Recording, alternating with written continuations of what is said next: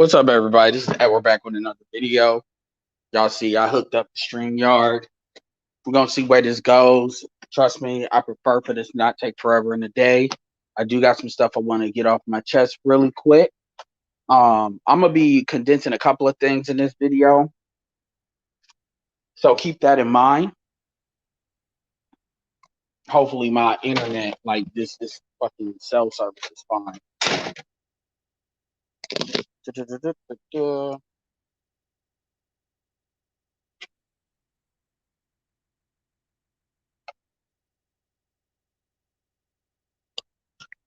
is also why you want to do. So anyway, let's start it off. First of all, shout out to Pink Book Lessons. She once again, which is I remember when Don Calypso shared her in my Telegram, and I thought it was somebody else. So I was like, dude, what the fuck are you sharing this for? And he said, just listen, just listen. And then I listened for a little bit, and I thought I was hearing somebody else. And I was like, what? And she said, just listen. And this is somebody I actually haven't talked about, but she actually has some really, really good advice for females and kind of context that I think she needs to put that shit needs to be put in from a female's perspective. So for those of you all that would tell me, oh, Love Dorsey's a little bit too hardcore, which is interesting because the person I'm going to talk about is actually a person that would be very much in Love Dorsey's range, and this would be an interesting person to actually respond to her stuff. So yeah, but let me say this straight up. Her lane, Coach Stormy's lane is making money. And in that, she's probably one of the most making people out there that you don't know about as far as making money. But she's also one of these, because black people ain't have money like that. She's one of these people that believe you got to be able to be equal or greater than her when it comes to money to tell her some shit. And unfortunately, in an American world, in today's modern world, that bubble is definitely ironclad. So there's nobody that's really going to penetrate that bubble. So this is not really about her. This is about people that will quote unquote follow her. At the end of the day, there's a difference between relationship and money. Those are two completely different lanes. Those are two completely different qualities of life. Money and your relation, now they kind of correlate with each other, but the reality is you can have all the money in the world, just like how you can have all the money in the world as a man and still be a goofy. You can have all the money in the world and still when I say I'm not talking about relationships or romantic relationships, can still be fucked up. And one of the things that gets said first is, well, why would you listen to somebody that ain't made $1 million? Well, she doesn't know that Kevin has not made $1 million even before YouTube. She's making an assumption because she rarely comes across men outside of the network marketing industry or certain inner circle stuff that have made $1 million. So that's an easy thing to say, but whatever. Secondly, not only that, shout out to Dennis Sperling, who is a multimillionaire in law, So, and trust me, I have no issue with the direct sales industry. I'm definitely a part of the direct sales industry, just not in a network marketing capacity. And she's made a lot of money that's really, quite frankly, beyond even those industries. Pink Book Lessons really laid it out the way it needs to be laid out. So check my community tab for that. But one of the things I really wanted to articulate and add on to what she was saying is this. Because basically what she's talking about is the boss chick mentality is not compatible with being a wife. Let's keep this all the way 100. If people want to, if let's take the premise of the advice that she gave. She basically said, focus on your bag, which is, quite frankly, the advice that black women have been given already. That's the standard advice. That's standard. It's just the bag is not in relation to direct sales or entrepreneurship. The bag is in relationship to college. That's what that's in relationship to. So women are all like this. The women are already focusing on the bag. They've been doing it. That's why they're in the situation they are in. And see, here's the thing that what Coach Stormy won't tell you. Number one, all the dick policing that goes on in the black community, as far as what black men are doing, dick policing that I'm sure she would agree with, where black women as a group that is worrying about what black men are doing as far as having sex with women that are not black, which the reality is they're upset about that because of what I call sexual politics. I'm talking about the resources are being redirected away from black women and to other women, which makes black women upset. It doesn't matter. Black woman, get your own bag, because that's what you've been taught. And so men have been seen as being disposable. And at the individual level, in her situation, hell yeah, that's probably true. Even though the truth is, there are plenty of women, a lot of black women in particular, and I'm not going to name names because they don't need to be in this, but some of them that's even been in her organization that are definitely at high levels, that are definitely married to black men and been married to black men. So a woman getting her bag and being in a relationship with a man, even in a marriage, or for the long term, is not a mutually exclusive thing. Is it easy? No. Can it be done? Absolutely. And I could give you examples of people that are not necessarily married, but they've been cohabitating with each other for a long time and they got a kid. I can give you names, but I'm not going to do that because again, this is not the lane. And they don't jump into this stuff because quite frankly, it's about getting the money.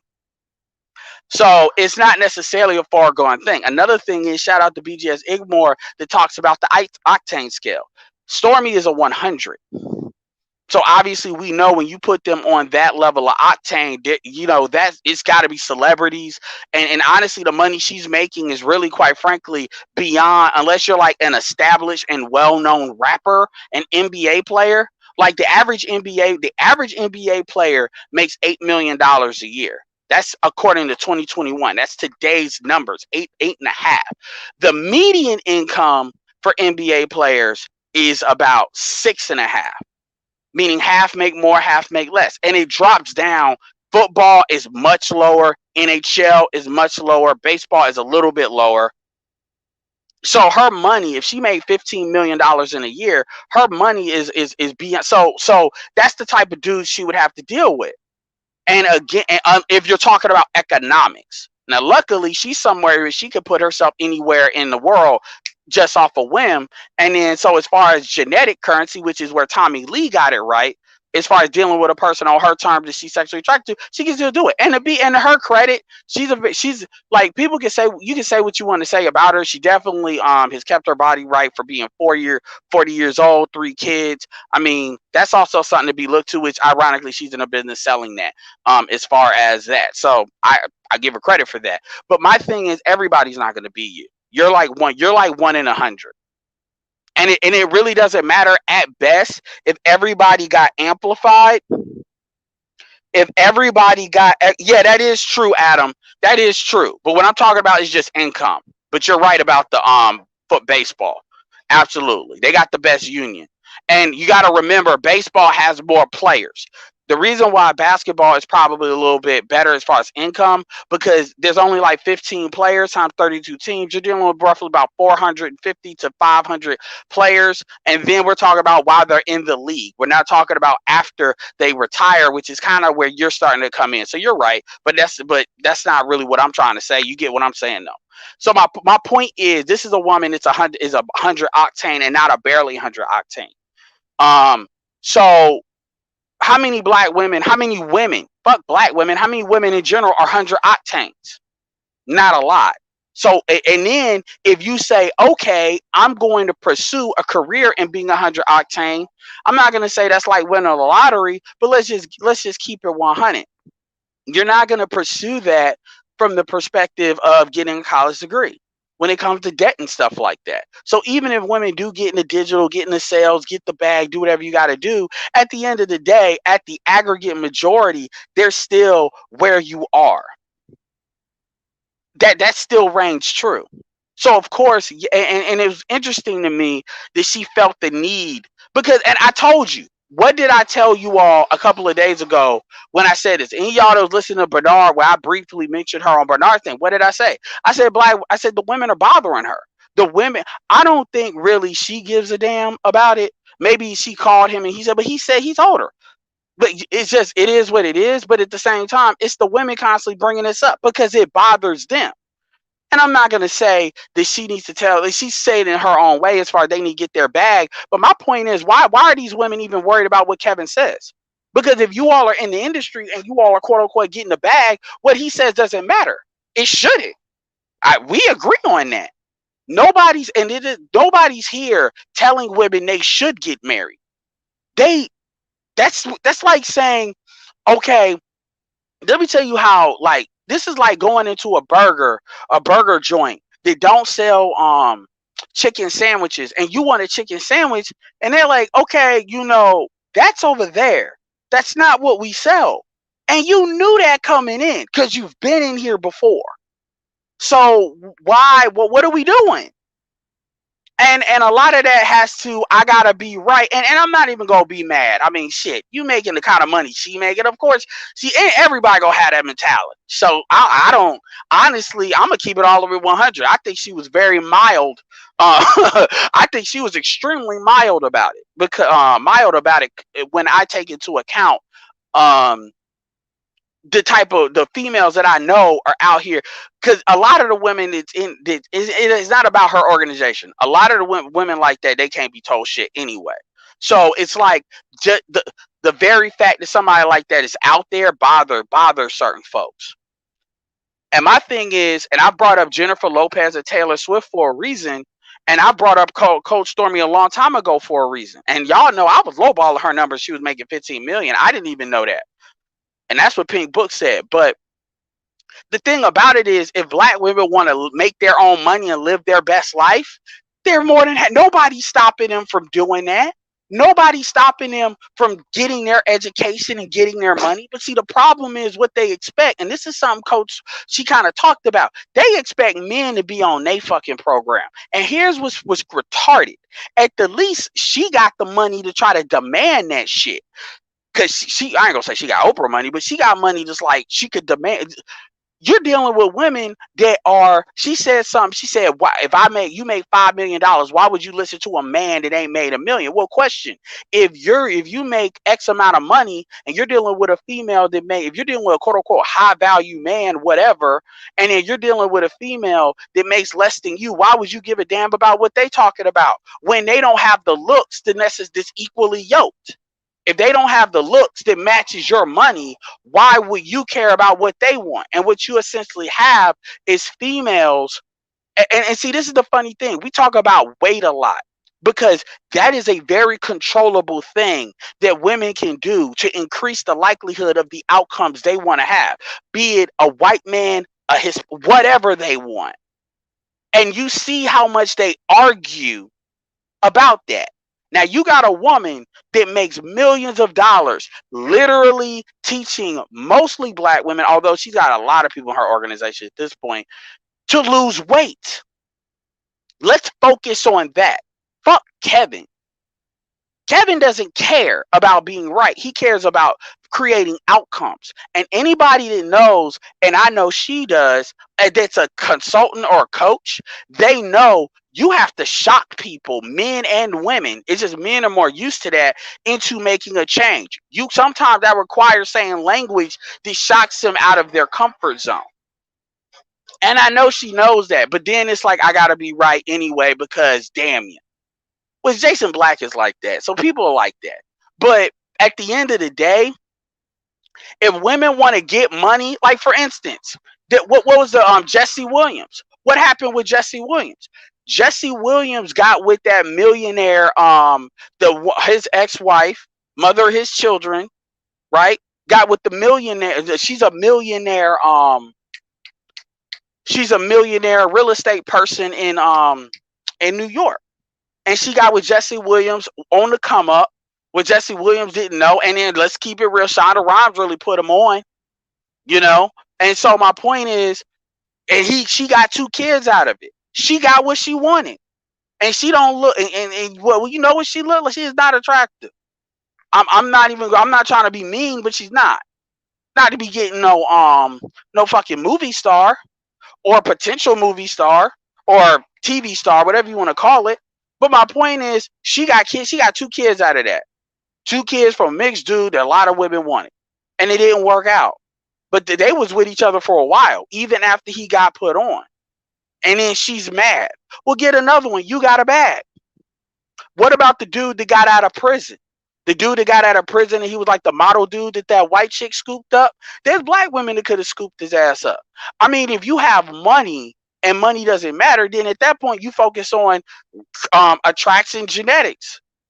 How you like how a dude looks. I mean, this I'm not telling nobody anything they don't know. But see, the problem is you have women that can't make trade-offs. And this is why I brought up like Tommy Lee and I brought up Coach Stormy. I bring up some of these people I bring up because they, even from a masculine standpoint, they understand I got money. I don't need that from you. So it's like you're going to have to come with other stuff. We know what that is. You know, emotionality, sexual attraction. And that is what that is. It's no different than when Beyonce was fucking that pool boy.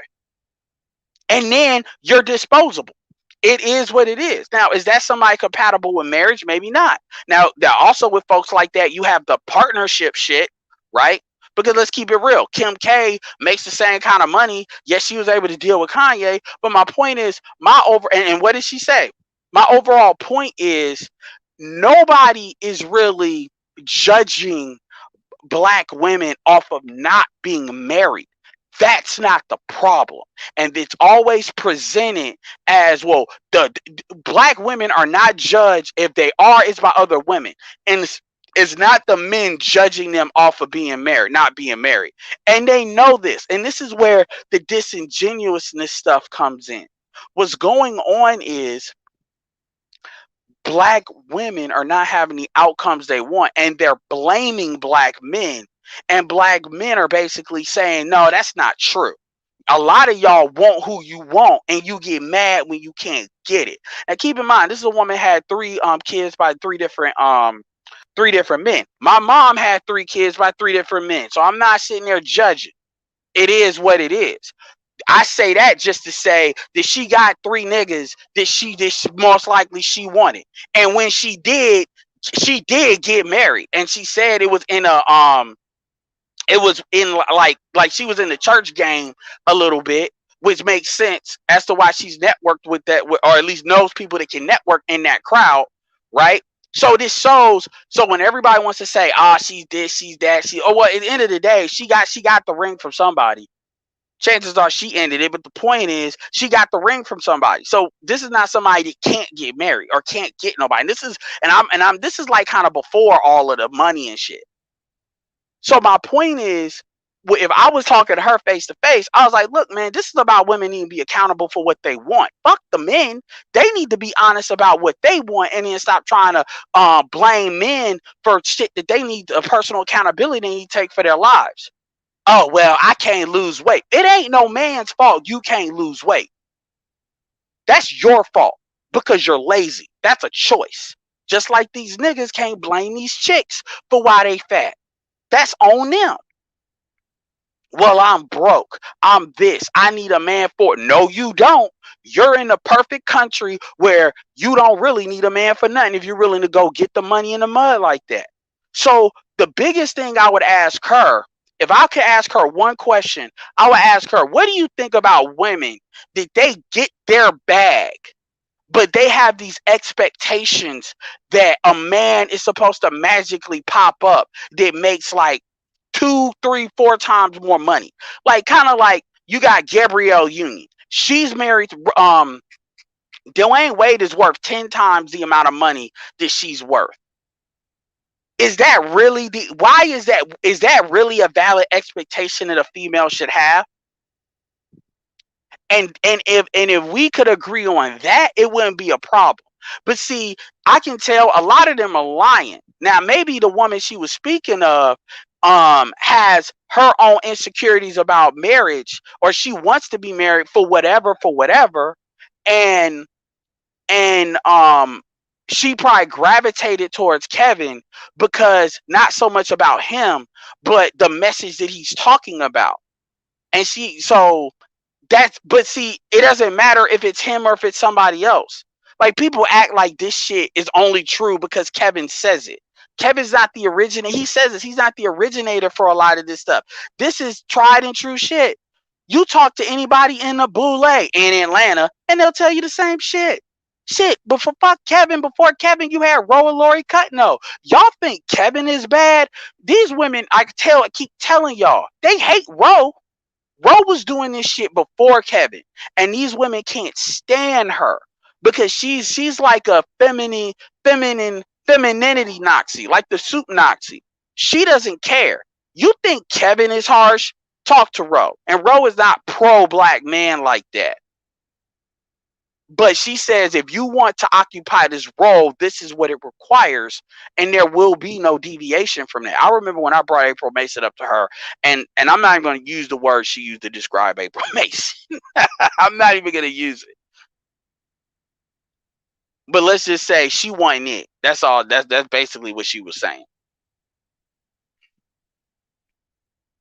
Sorry, man. I'm not looking at my phone, so I don't appreciate Justin March for the super chat. So my thing is, I'm not here to make like disparaging things or anything. I'm here for the points.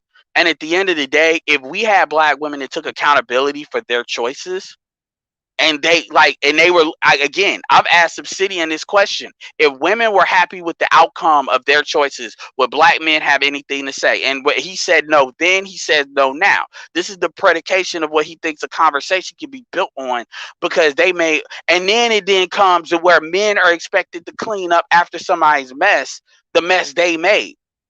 See, she didn't do none of that. That's why, like, she can say the shit she say. And if a woman has her own bag and she say, I want a man for what I want it for, you can't tell me shit, and I don't give a fuck about marriage, she has the right to say that because she controls her own situation. That has nothing to do with necessarily her money. Good Love Dorsey ain't got that kind of money. That has everything about you saying. So nobody's putting marriage on women as you're fucked up. I mean, look, man, single motherhood is the largest in Black America, and black men were playing the stepdaddy game. So we did that more than any other group. So this idea that we're just judging women just off being single mothers is bullshit. But see, the problem is what women want men to occupy traditional roles without them being traditional.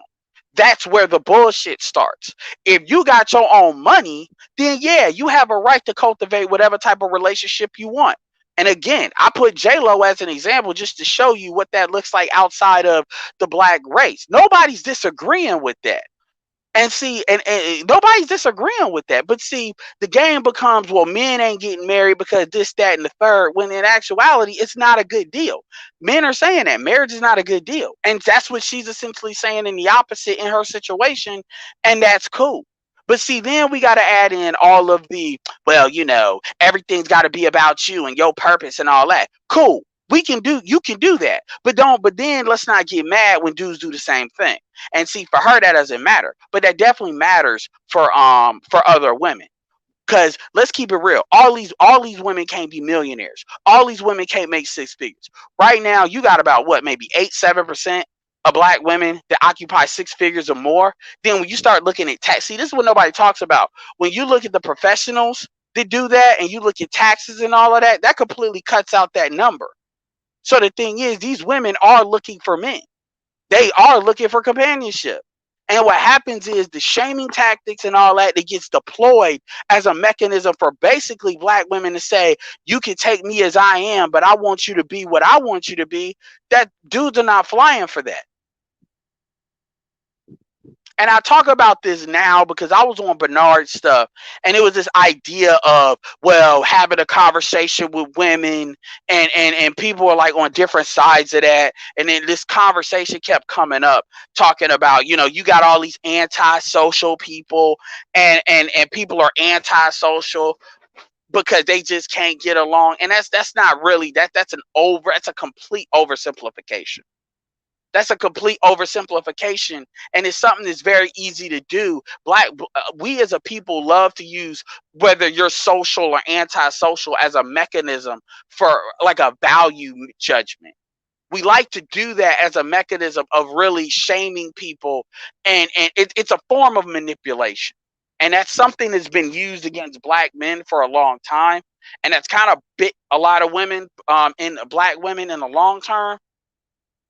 But at the end of the day, A lot of women that are completely not in, like, take away all the money. It's hard to talk about the money. Even if you dialed her mentality down and she was making just six figures, the thing about it is there's plenty of women that make like less than 40,000 and think just like her. But then they have this thing about looking at what other women have and they want that too. So they want to do really because they see other women having it and they're like, why can't I have that? And that's where you get a lot of this back and forth bullshit that kind of goes on.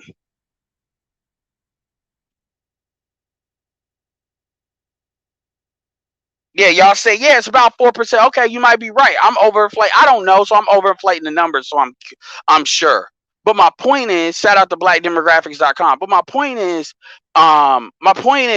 you know, like you have to it is funny because it's like, okay, well, because her people are either in the industry, in the direct sales industry, or they're on her team, so of course they're going to agree because they're either already pursuing what she's talking about or whatever. And to be fair, let me be absolutely clear here, she does a lot for her. She makes a lot of money because she actually invests in her organizations.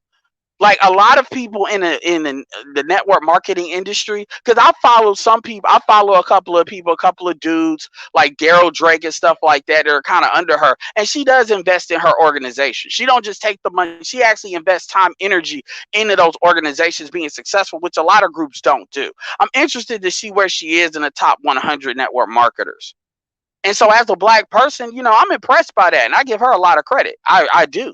And I'm going to keep it real with you. Compared to what I've seen her do, and compared to what I've seen her do and kind of know the mentality she can have, and then the money behind it. Because think about it. Think about a Tommy Lee, but making 8 figures a year. I mean, think about how you would be if you make 8 figures a year. Ain't nobody we know, come on, we all black. We know how it is.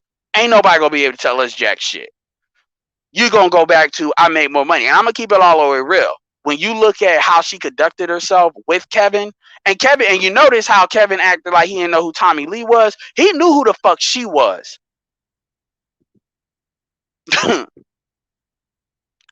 Because remember, this is Atlanta.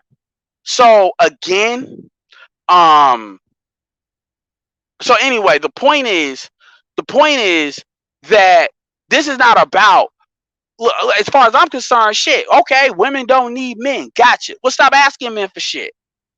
That's my thing. And I'm not talking to her directly. I'm talking about any female that will have that mentality. Don't expect men to do shit. Oh well, I'm having sex. Well, you getting good dick. Like let's stop playing. Let's stop playing. Well, you should do this because I'm a one. No. We live in a modern era where you can get your own bag and women are doing it. Go be great. This is again why I tell black women, black men, that black women should just say, okay, go get you a non-black man, or do what Tasha K did. Go get you an African dude. If you think that you can get somebody that you want to buy what you selling, go get them. Fuck black men. You don't need those black men. You don't need African American men. But see, here's the thing. Why is it that everybody talk about what black men ain't doing for you? Well, I had a kid, blah, blah, blah, blah. No, be like Coach Stormy. Get your own bag. Not saying the dude shouldn't do what you need, do what they supposed to do for their seed. But what I'm saying is get your own bag. She did it. And when you look at her background and everything, she did it at a lot less than what you did. Be like her. I mean, clearly, that's it. But see, we know a lot of women don't want to do that. And the truth is, when you look at how easy it is to actually it's not because when people talk about submitting. Black men don't give a fuck about submitting. Black men are talking about cooperation. And so when I hear black women talk about submitting, like in that, or be a little housewife, like that's stupid. But and see, this is the thing that I said too when she made a comment a long time ago about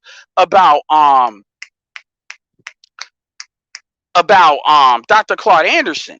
The reality of the situation is, and there's nothing that's coming out of her mouth that has anything to do with anything outside of her own aggregate world. She's not talking about black people as a community. That's not her concern. And I'm not saying it should be. Her concern is the people that rock with her and the people that basically decide to basically get on the path of direct sales through her.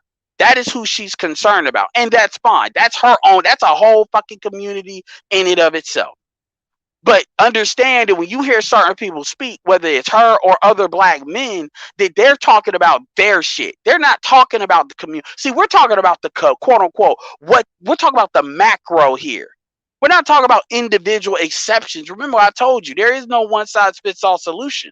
Everybody can make a deal and get shit done on their own if they want, but that's not what we're talking about. We're talking about a quote unquote community. And unfortunately, you're not going to have a strong community with a whole bunch of black women in the bag. That's just not how that works. Show me the community that looks like that. That's not what that is. So people are playing. So it's kind of like, oh, well, I want her to tell off. Because, see, that's what she was looking for. She was looking for Kevin to basically say, well, you should need to get married for the community. But Kevin doesn't promote marriage like that. Kevin talks about marriage for men as far as advancement in corporate America. That is not the same thing, as Kevin does not say that all black men should look to get marriage. Now, would he prefer it? Probably. But that's not what he's selling to black men, which is why when black men get mad at Kevin, I'm like, y'all are kind of tripping a little bit, because that's never been something that I won't say that he doesn't promote that. He does not promote marriage as being a bad deal for a man, but you should still do it. Now, what he's telling you again is, if you want to get advancement in corporate America, this is something they're looking for, and you're not getting around it. That's what he says. When it comes to marriage, that is a criteria that they're looking for to basically be at higher end of these companies, and you're not getting around that. That's what he says. But if marriage is and another thing too, he does. Come on, man. We know what time it is. So just like black men that come to Kevin, they're coming to Kevin because that's what they want. They're not being sold on it.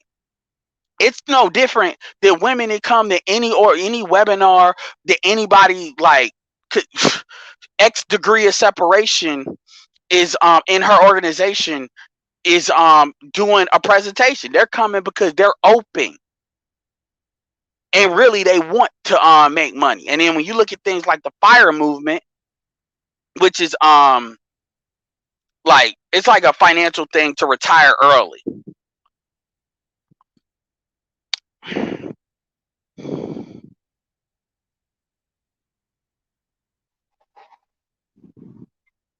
And I'm gonna keep it real with you. I would love personally to see a back and forth with her. But see, the thing about it is, like, nobody's saying you have to. Nobody's saying that. And the truth is, the community is not shaming women. Single mothers are elevated. Let's keep this real. The black community, single mothers are elevated over wives. We need to just stop cutting the bullshit.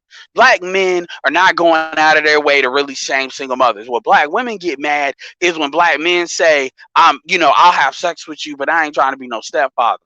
That's when black women get mad, and they amplify it to them being oppressed. But that's not even the case. With her, that wouldn't even be a situation, because she got her own money. So the question is, if you want a kid, can she give it to you? So you see what I'm saying? So,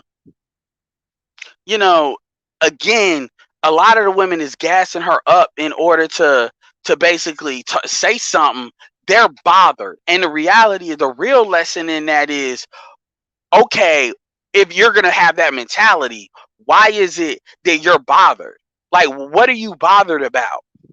Remember, these are people that are in network marketing opportunities. So obviously, you got people that's going to judge them on that way before they judge them on marriage and kids. And that ain't men doing that, by the way. That's women, if anything. Let me see what y'all got to say. Make sure you get the likes up. Appreciate some of the new subscribers. I see that number creeping up. Black women have told to get the bag for decades. Shout out to Nameless Protagonist's rant. It's a great rant that BGS shared. I'll share it as well. Black women have been told that to get the bag for decades, and all COVID showed was that they can't even. Man, because a lot of black women are lazy. A lot of black women, they want their cake and eat it too. They don't want to, they don't want to, quote unquote, get the bag. What they want to do is they want to get what I call privatized welfare. They want to sit there and they want to trade in the welfare from and people can get mad as fuck if I say this. Fuck you. I don't care. They want a man. They basically want a man as a wallet.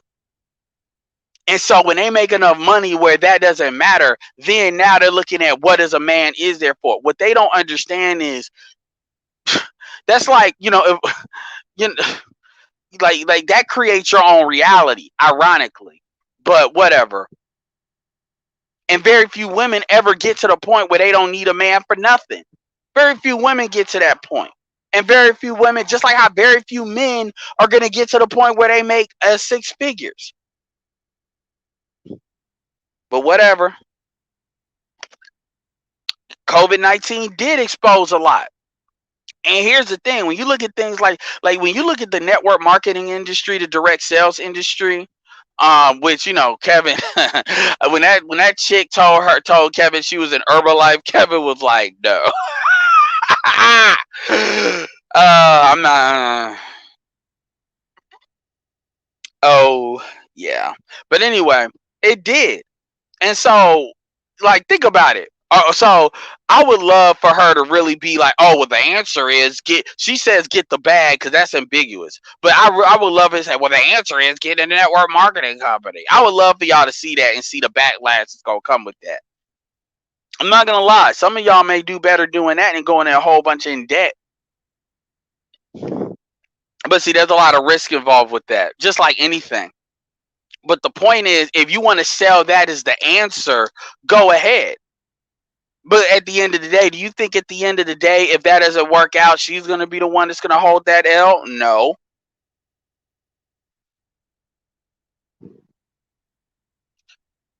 Adam, NFL can cut you. Yeah, NFL. Yeah, man. When you look at how much these NFL guys are making outside of the top, maybe 100, they ain't making money like that. And then the average NFL span is 3 years. Then you got to look at position. So if you're talking about money like that, yeah, she was married. She was married for 2 years. And she married into kind of a church organization. So my point is, we're not talking about somebody that hasn't been married. This is why when people use that antisocial shit, that's not really true. Because people tend to flip cool, said I was going in. Man, I wasn't going in. Honestly, I don't really have a problem with Obsidian. But the thing is, I don't believe in that get along to go along shit. I don't. And this is some of the shit. See, anybody knows me from BGS and the Coliseum, y'all know that. I don't just go, Charles has cussed me out, Angry Man has cussed me out, Cerulean has cussed me out. I stand on what the fuck I stand on. I've never been a part of group think. And I'm not saying they are, but what I'm saying is, we cool. And to be honest with you, it's a lot I do hold back. But no, if I'm gonna call out what I see, and either I'm right or I'm wrong. And people can try to play well, I'm not a clear thinker. I'll get the fuck out of here. Please. That isn't even please. Calling me stupid is not gonna move. That's one of the few things that's not gonna move me. Because stupid, I know I am not. But what's said needed to be said. And it's not going to be a recurring thing, but I wanted to make sure I said it so it won't be acted like, oh, nobody mentioned it or it didn't get talked about. Y'all know that listen to me that see, it's funny. It was presented as it was implied or at least left out there. And I left it out there that I could be one of these ones that are against black people getting together. It's funny because y'all know I cuss y'all out every other day when y'all come at me talking about Jessica X or talking about women shouldn't be in this space. So y'all know that I'm in the middle on it. But I do hear what you all say. And so when I say, yeah, we need to create another space, I'm cool for that.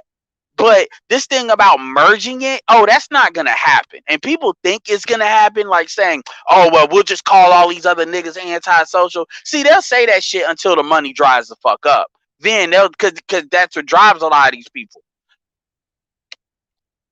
You heard that dude that was on Kev shit. Them niggas ain't hearing that.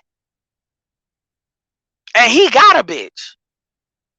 Like, we need to stop playing like, oh, well, we're just gonna call them antisocial and shame them. It ain't that many MGTOWs in this space, and a lot of the dudes that kind of have MGTOW kind of talking points, they're not really MGTOWs. They just but those are those talking points. You got dudes that's got bitches in here, and it's like, man, please, whatever. It matters to them because they're not used to hearing the truth. Yeah, they're not used to hearing the truth. And also you have to understand in that arena, dudes are not really going out. I mean, it's something, relationships in that way are just not discussed. So when they reach outside of social media, because social media prospecting is something that I teach, and this is what makes this crazy. The truth is, if folks were smart, if folks were intelligent about it, what they would do is they would use Kevin as kind of a lightning rod to kind of say, well, everybody ain't gonna get married, get your own bag and do content marketing. But instead, they're so in their feelings about it, they don't even see the money making opportunity. And I said that before, and I'm not talking about Stormy, I'm talking about any of them that listen to Kevin.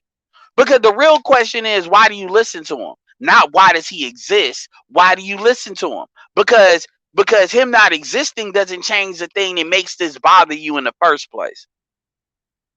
BGS gave out the article that shows 9 years women. Yeah, I saw that video. Yeah, and not like a lot of women are gonna be like, well, shit, never marry, and it is what it is. But the point is, this is not like men's fault. You wanted the ability to get your own bag, you got it. Oh, well, it ain't enough black men. Well, y'all took a lot of the jobs that those black men would have. So at the end of the day, you got the world you wanted. Well, these men need to step up. Not for who? Not you.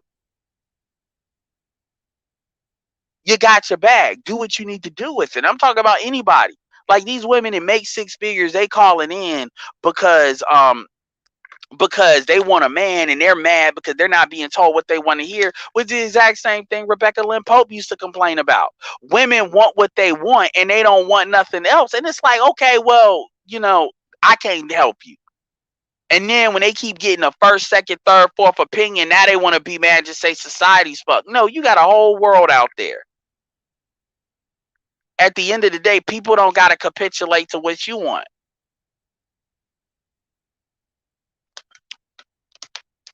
And a lot of y'all, and again, like a lot of y'all, and I'm not trying to be vulgar here, but I mean, y'all can say what y'all want to say about Cold Storm, but the reality is, do you think she's capable of getting the type of, even right now, she's capable, even without like throwing her money around, getting the type of dudes that she want? Yeah, I'm pretty sure she can. You know how these niggas are. Now, when we talk about dudes that she want, we're talking about looks. Why? Remember, this is why I said genetic currency. That's why I said that. Anyway, but she don't need a high value man because she got, like, as Love Dorsey would say, she is her own high value man.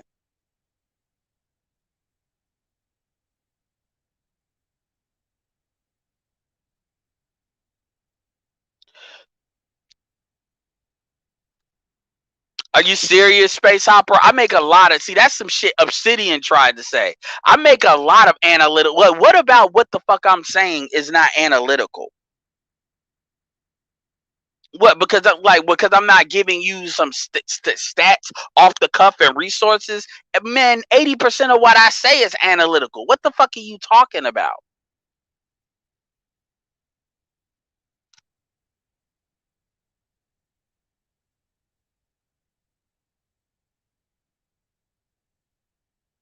Yeah, Jeremy Meeks.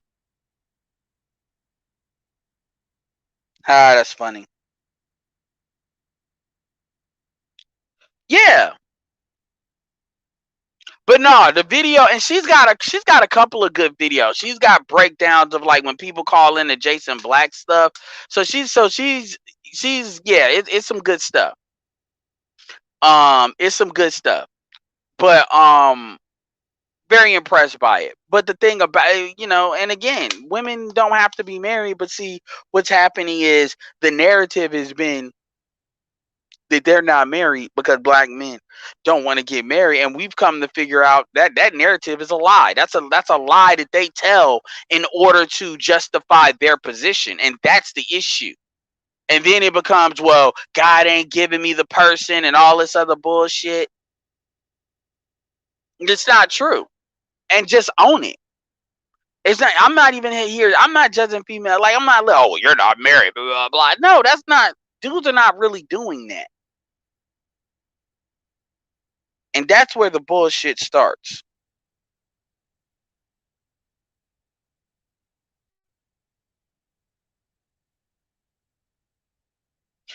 Like I said, man, I said what I said, and you saw that panel. If y'all was on there, y'all saw that panel. I know what the fuck I'm talking about. Because he wanted to try to take my head off. And that's another thing too. I'm not about to go to his show so he can just control the conversation. Fuck that shit. I'm not doing that. Especially when he want to sit there and ask personal questions. Obsidian, see, one thing Obsidian, I hope this gets back to him. This is what got Obsidian in trouble with BGS. Obsidian has this thing where he likes to go personal, and that's why I found it interesting that he got really angry about what Donovan Sharp did, which is a low blow move. But at the end of the day, Obsidian has shown a propensity to do similar shit if you let him go with it.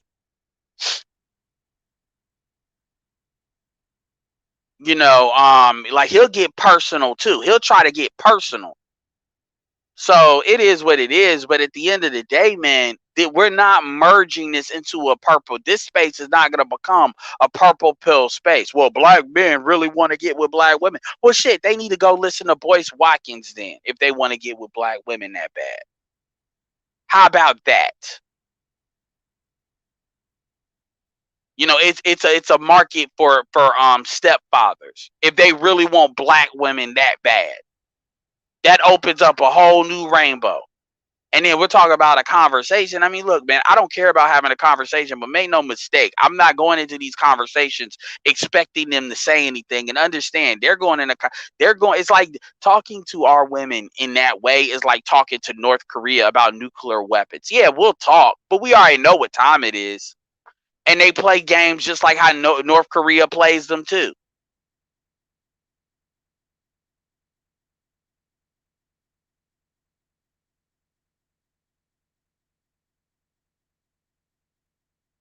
No, he's talking about Tommy from like the Black Ink Crew.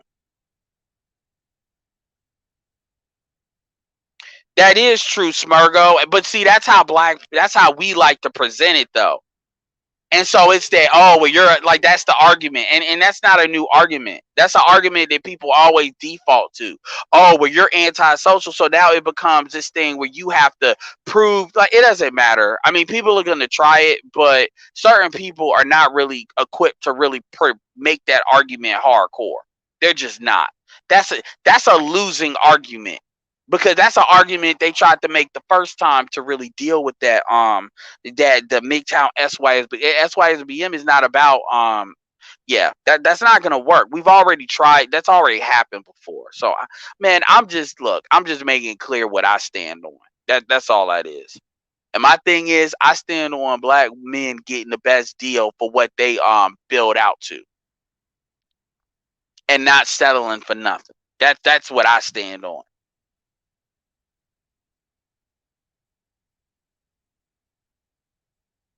All right, so I'm at the bottom.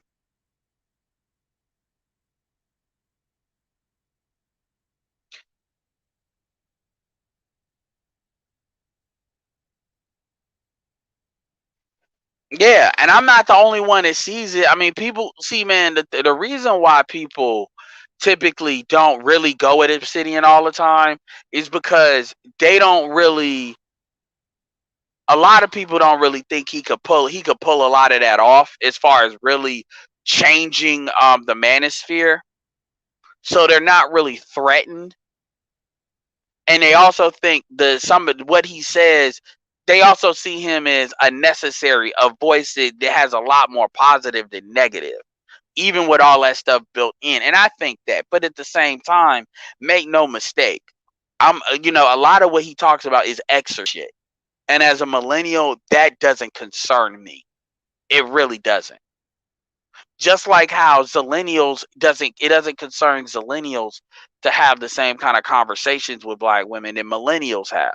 And I can recognize in myself that just the amount of time that we talk about this issue is more of a millennial thing. And Zillennials don't really share that because they don't share that same kind of race loyalty. They don't. And focusing on like people 40 and above, that's irrelevant because they're quite frankly out of the dating market that matters. The dating market that matters is the dating market that can produce children. So once you start getting into your 40s, like really 45 as a dude, it really doesn't matter as far as community building. I mean, and I'm not trying to make nobody irrelevant. I'm just saying what that is if we're really going to have a community conversation. And people will sit there and be like, "Oh, well, people want to watch the world burn." So there's some people like that, but I think that's overblown. I think this idea that it's going to be equal parts men and women trying to tear shit down, that's not true. You'll have certain men say some shit, but the truth is it's going to be way more women. And it's going to be way more dudes that lean on the women's side because that's where the status quo is.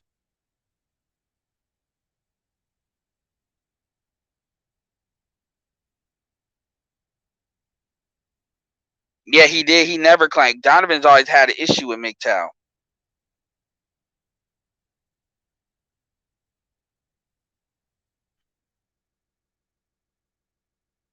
I mean, I keep my mouth quiet about stuff, but one thing that does annoy me is that kind of trying to rope me into shit. Like folks can act like they can control other people. That's cool, but don't do that with me because I'm gonna reestablish that what I say for myself. I don't like that shit where people like, oh, you a little nigga. We're both little. I don't like that because I don't. Because as far as I'm concerned, it's the same thing with height. You deal with the cards you're dealt with. You deal with it, and you win. Period. Or you don't. You don't feel sorry for yourself. Or the thing about the little buttermilk nigga. It doesn't like really piss me off, but it's like it's all that stuff that it adds into it. And then he gets mad. He's like, oh, I can't. You said some hurtful things, and I can't believe you did all this. I'm like, dude, man, I've always been straightforward with you. Point blank, period.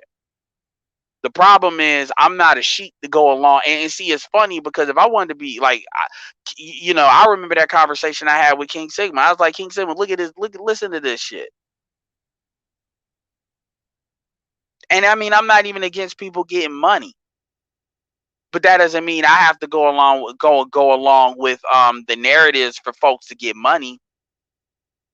And see, to be fair, I said the same thing with Donovan Sharp. I said if Donovan Sharp was trying to merge our space with the white manosphere, I would have a problem with that. And I don't have an issue with Donovan like that.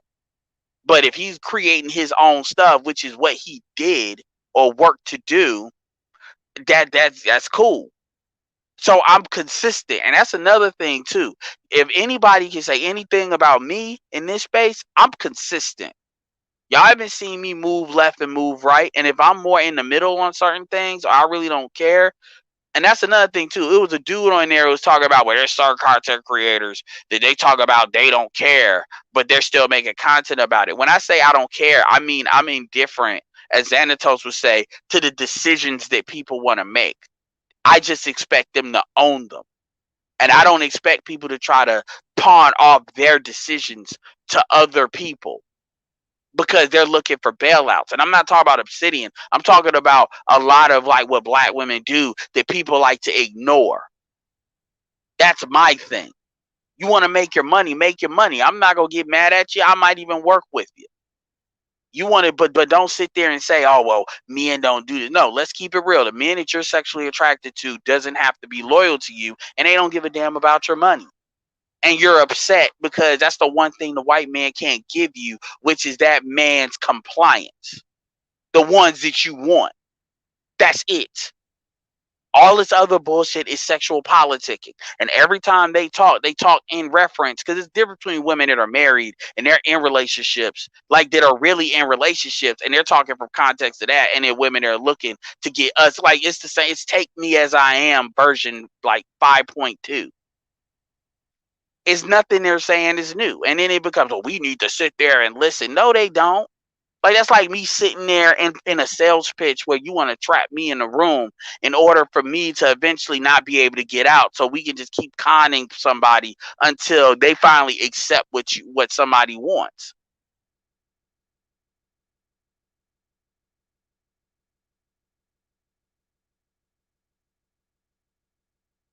Because Rolo is white. The end. I listen to his stuff. And this is not like y'all people want to sit there and manufacture these beefs. I'm not beefing with people. Y'all know very clear who I don't like. But at the end of the day, I stand on what I stand on. That's it. Point blank, period. I think people want somebody to come off. And the other thing, I'm gonna say this, I'm gonna be done with it. When he said like he was always for having a conversation, really? So back in the day when you were basically like really just throwing nukes over there, that was for creating a conversation or calling motherfuckers park apes. Okay. Or saying that you cool with MGTOW, then turning on them. Saying, because that's why I could think about it. When that Alan Roger Curry stuff was going on, that's what the main people he thought was coming at him. And they thought he was the leader of that. Or the SY. So whatever, man. It is what it is. People take shit personally, and I ain't take it personally when he was asking me for my money or when or certain things, but like I said, these are about the points, and people don't want their spot put out there, um and then they get mad because it's like, okay, I'm gonna dominate you and prove I'm smarter than you, and I'm gonna call you stupid. I'm like, nigga, you 51 years old, man. That shit's not the greatest of looks doing that. Because trust me, these younger motherfuckers definitely are more on my side. I'm in the middle. They're on the scorched earth track. Well, they're antisocial. No, they're not. They just don't give a shit. There's a difference. And calling them a name, that calling folks names is not going to change the dynamics of what's going on. Because as far as I'm concerned, if you want to get married, go ahead, get married. Don't act like you didn't know though. I could get. I hope it works out for you. Don't come back crying.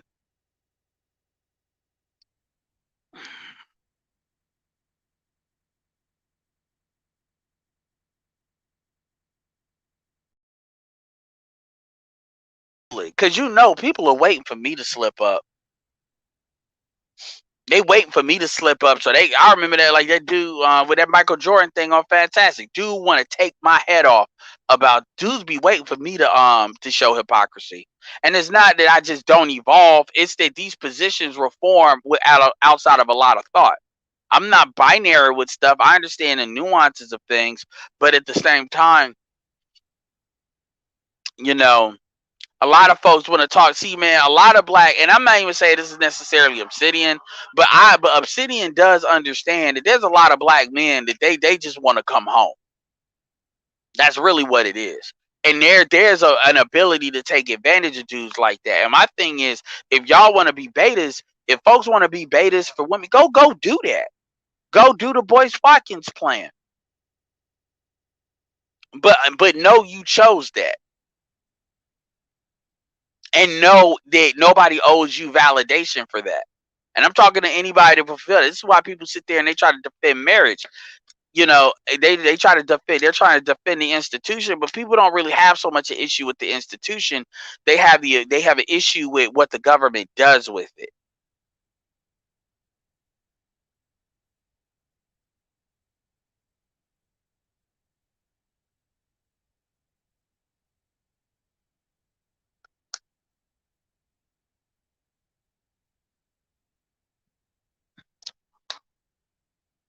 But yeah, but going back to Stormy, And I'm glad because I ain't gonna lie, I haven't really researched her like that, but she gave me a couple of things that was really good. So I appreciate that.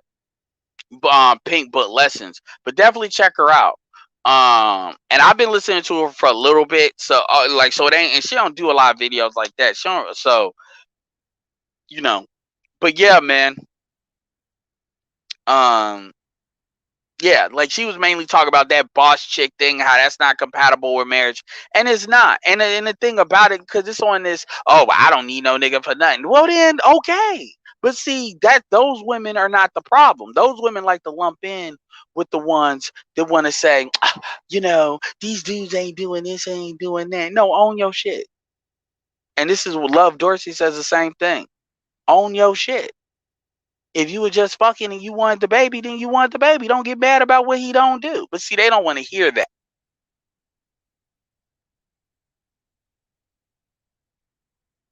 They don't want to hear that. What they want is a dude supposed to come and save them.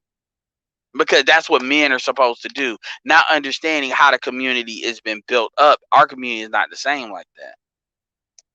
And the problem is it becomes this I want my cake and eat it too shit. See, Stormy ain't like that. Stormy created her own cake. Stormy's one of the few chicks. See, Stormy Wellington is what it looks like when a female talks about I am the table. That's what that looks like. Even if you're like 10% of that, okay, you get to say that. But you got women that are broke and bummy talking about I am the table. And fuck black men for a second. Even when you look at personal responsibility to create the outcomes that you want in your life, fuck black men. See, when you remove black men out of the conversation, okay, now what? When nobody's telling you you should get married and you can do what you want to do, now what? Appreciate the super chat, Dark Man. Some ninjas just a blowjob away from going back to the plantation, man. Some chicks know it. Some chicks know how to blow, and see that's what tricking's for. Tricking is for you paying your way out of that.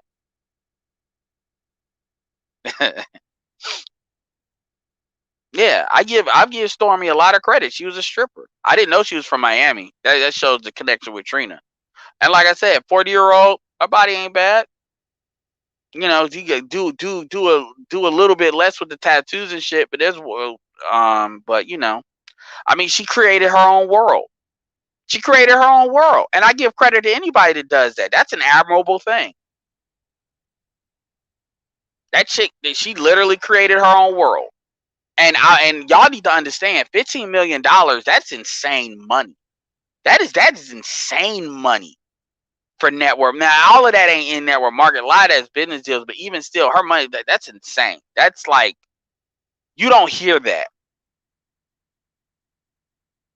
And there's a strong, like, black, like, some people like to play the game where, like, oh, it's a lot of niggas, like, nah, like, there's some people doing some really good shit. The problem is, with the industry, just like every business industry has problems. Just like how you got people doing what they doing with Bitcoin and investments, and a lot of people ain't making money with investment. There is no thing that works more than it doesn't, because it's up to you. You are the element that hasn't been no, Stormy Wellington. Go type in Stormy Wellington on Google. She'll pop up. Coach Stormy.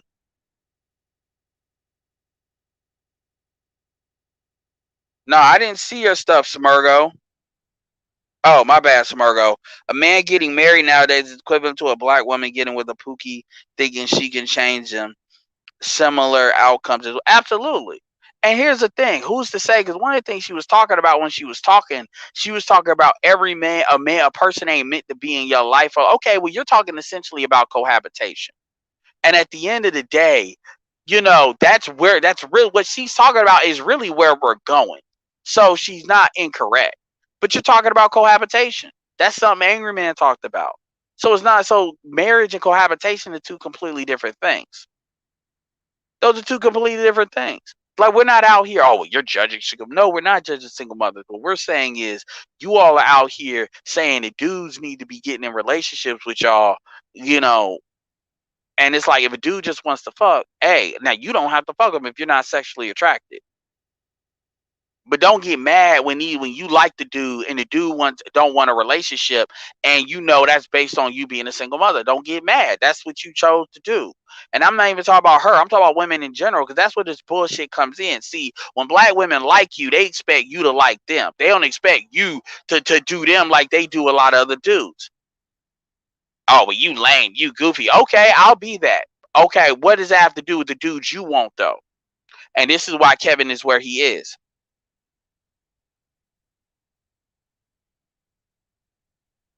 Yeah, Stormy was a stripper. Y'all didn't know that? I mean, and I'm not playing her. She literally almost had a reality show, and I'm surprised she doesn't have a reality show right now. Because honestly, she has the personality to have a reality show. She has that kind of charisma, masculine energy that's complete. Like she could produce her own reality show to keep it all the way 100. To keep it all the way 100. I mean, a Marilyn Negra is in her team. Like, I'm dead ass. I think Kendra G might be in her team. So y'all dealt with mid-level bosses. Kevin's dealt with mid-level bosses of hers already. And it's interesting because the Marilyn Negra likes Kevin. So it's definitely a conversation, but they want to make it about him. It's like Kevin is only speaking for what a lot of dudes think, and fuck the dudes that we're talking about. The dude Kevin represents the dudes that make 6 figures or more, as well as been doing it for a minute. Kevin speaks for dudes like fucking Dennis Sperling. Kevin, so all these dudes that want to talk about, oh, the blue collar, that he's not talking about that. So when y'all want to say that, the dudes that he's talking about are the dudes that basically these women want. So you don't get to make the rules. Now she operates outside of that, but most, like 99% of these women don't. But yeah, she almost had a reality show called After the Poll. So it's not something that's a part of her story. That's not, I mean, look, and see, that's another thing. You could tell she's very comfortable. You could tell she was comfortable with who she is before she made the money. And she's very comfortable with who she is now. And that money only completely encapsulates her. Right? So, I mean, you know, so yeah, so that's a part of her story. And they use the story itself. So it's not so, oh, well, you can shame her. No. And I mean, I'm gonna keep it real with you. She's way more empowering the black women than Cardi B is, and she's actually black. So it really ain't. And I'm not even, oh, because she got money. You know me, I keep it real no matter what. I don't care.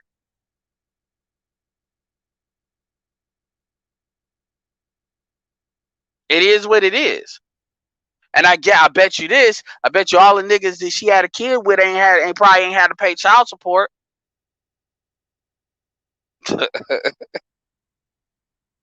They say shit.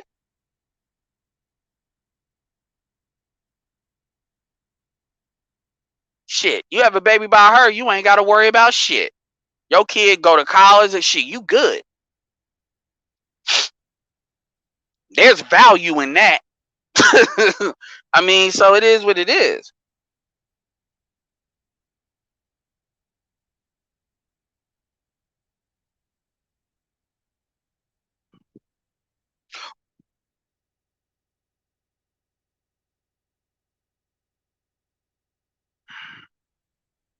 No, they ain't gonna do that if you pay him money. Remember, Google gets 30%.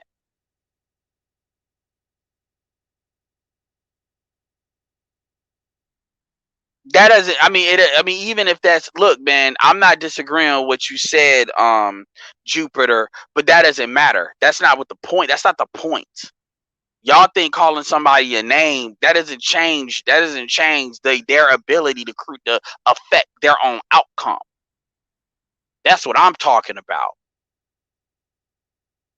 That's why you really don't see me use terminology like strag and shit like that, because there's no point. That's just me calling somebody a name. What does that do? That doesn't change. That doesn't change what the situation is. I mean, Xanatos. I mean, you didn't get here in the beginning. Stormy Wellington is a network marketing female that she makes $15 million. She's literally hooked in with Grant Cardone. She makes $15 million a year. It is. So you telling me the dudes that got genetic currency, like even today, you really telling me the dudes that can get a lot of women and all of that? You telling me that, oh shoot, she's straight, she's straight for the stroke, and she'll take me on a vacation. Shit. Think about it. You know them type of dudes. Then dudes like shit. I'll fuck shit out. That's why she talk about, yeah, man, this relationship. She can create that outcome, and I'm not even saying she got to necessarily pay for dudes to do that.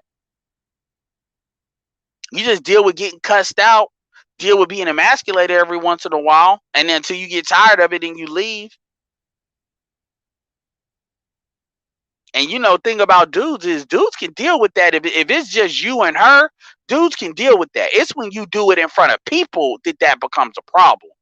Most black men, I ain't saying most black men would deal with that, but most black men, you can get away with a lot more with black men if it's just you two versus if you trying to embarrass them in front of people. And she the type that you say one little thing, like I remember one thing she would say, I just can't help saying how I feel. And then you got to realize her having paper is basically exacerbated that, because she's the definition of who gonna check us, boo. I hate that shit. For real. And she didn't do it with TV. So anyway, so it ain't even like Kevin said, it ain't that big of a deal. Well, y'all don't need marriage. Okay, that's an outcome. But don't get mad like it wasn't your choice. Don't say, well, niggas didn't want to propose. Nah, bullshit. It wasn't that. It's that a lot of y'all said no because y'all thought y'all was young. Y'all thought that y'all was this. So let's cut the bullshit. And this is what Kevin's show is.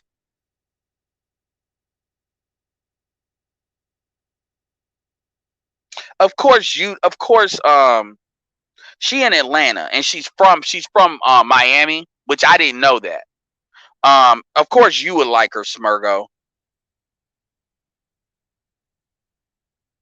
J him said she's not straight for the stroke. Dude, there's a lot, but come on, man. JM, you can have that opinion, and I understand that. But what I'm saying is, a lot, if you look at dudes that can get, let's just fuck dudes that can get the women they want. A lot of these dudes, we're not talking about would have a relationship or anything, but they, let's stop acting like she can't get dudes that she's sexually attracted to. That's what I'm talking about. Because at the end of the day, what else are they gonna do? You got money and companionship. She got money, companionship. That's all I'm saying. That's all I'm saying. Let's stop playing that game in the black community, especially when you're taking money off the table. And then you got to look at, when you look at money, you're talking about the dudes that they can get. Think about it. We're talking about the dudes that they got money and they don't need money to get women. You see what I'm saying? The dudes that's got like A+ in genetic currency and economic currency.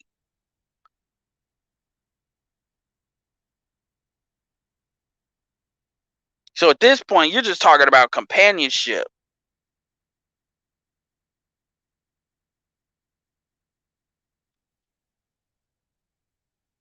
So I mean, that's the thing. And just like when I brought up Six the Goddess, and I said at the end of the day, she's 6 foot.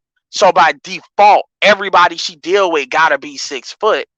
They got to be 6 foot. They can't be 5'9", because if she wear heels and all of that, and then you look, and then we're not even gonna talk about, plastic surgery. I'm not gonna go there. But then you remove that, then what do you got? See, so whatever.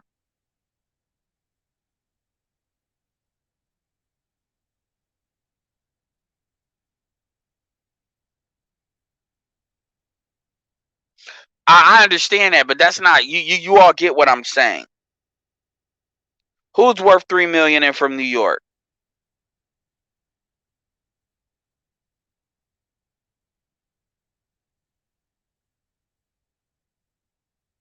Let me keep it real. Hey, Brilly Ants. You don't make $15 million a year being a. So let me say this. I understand you all have your opinion on direct sales. It's but if you're a black person and you make 10, 15 million, 8 figures, you're on a list.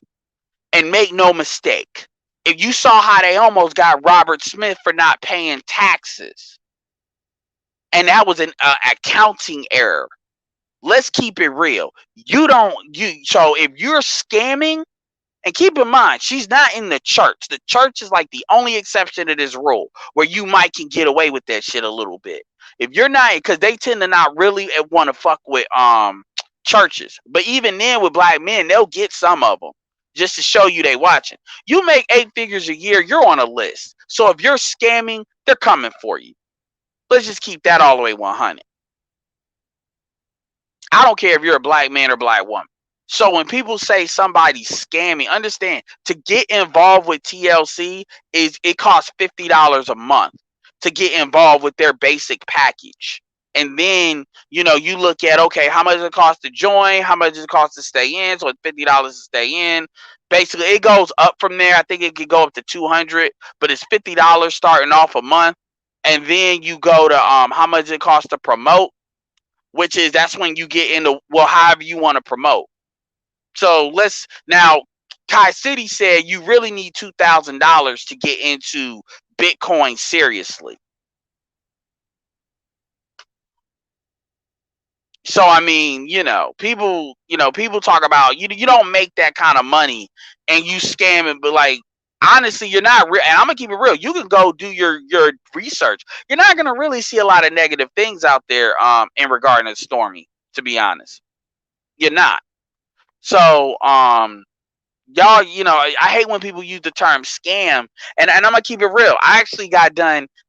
There's a channel, and I'll share it on my I'll share it on my community tab. It's by a white dude. Now there's a dude by the name of CoffeeZilla that he's known for like breaking gurus, but there's another dude that I like more because he's fair. But dude, he be getting their ass. I be like, yo, goddamn.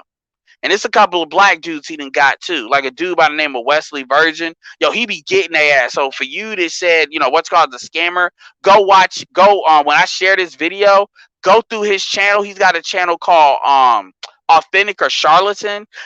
Yo, he be getting people. I mean, I be like, yo, he be getting their ass. And I don't mean just talking shit. Like he be coming with receipts. And one of the reasons why I love it so much, he allows me to expand to make, he called this black dude. He's got like 3 videos on him. And he don't even be talking shit. But in a way, he ain't like targeting certain people. But this one dude, and I didn't really know who he was like that, named Wesley Virgin. Yo, I saw some of his ass, but yo, he got this motherfucker red-handed. I was like, he got him like 3 times. And it got to the point where he actually, it's funny. You got it, like, it's funny. It's funny. It's funny. I was like this because one of my favorite shows is American Greed, and I tell you, man, I like when I did that one stream and I wanted to get off. That's what I was looking at. I was like, yo, and I wasn't just looking at it with the gurus because he's got all the big dudes in there too. And he's not on this. Oh, they're all fake frauds. No, he actually goes into. He actually has a scoring system. It's kind of like Rotten Tomatoes, kind of like. And when you score a movie, it's really good. And I said, look, man. The research, I was like, yo, he gave me people I didn't know about, like niches I was looking at. I said, oh man, this is some great research. Channel, I was like, oh yes. Because I do stuff like that. I expand that because not necessarily because I do this, but when I'm telling people to do certain marketing things, a typical tactic is to go under people that have followings. And then, because that's where a lot of the people are, so there's a good anchor points. And I mean, I got a whole list. I got a list of about 50, 60 people. And he expanded that by like 30. I was like, oh, yeah. Oh, yeah. He gave me like maybe 3 niches I didn't think about. I was like, oh, which is going to give me a list of people. I was like, dude. And then on top of that, when you look at the sales, when you look at, like, he breaks down certain webinars and sales thing, and he literally like breaks. It was good. It's some good shit. It's a white dude, but it's some good shit. It's really good shit.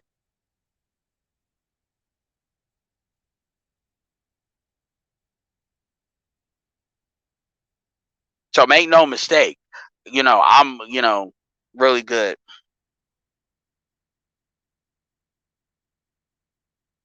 Well, I mean, that's what Todd City said. I don't agree with that either, but that's what he said. Wesley Virgin, marketing guru, gives he does. Wesley Virgin has spent like he's spent like $1 million on ads.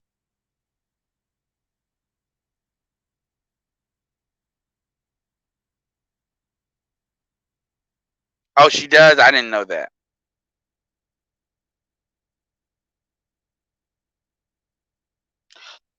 Yeah, it's really good. I'll share it in the community tab once I get done with this video.